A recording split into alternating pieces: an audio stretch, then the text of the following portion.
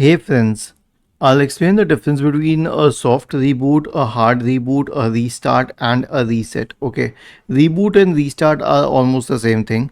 Soft reboot means when you're doing it through the software. So right click on the start button, select shutdown or sign out, and we have the option for restart. This is called a soft reboot.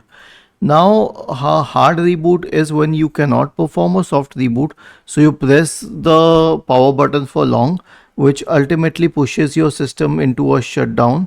And then when you press the power button again and it restarts, that's called a hard reboot.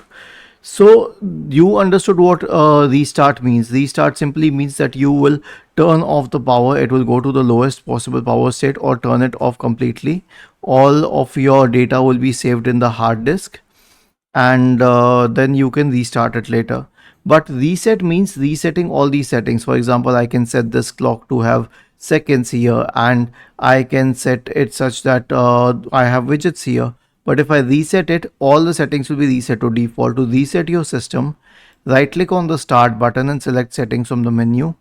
Go to the system tab on the list on the left hand side. In the right pane, select recovery and then click on reset PC and then click on remove everything and then finally on cloud download or local download, whatever you prefer. So that is called resetting your system. Was this helpful?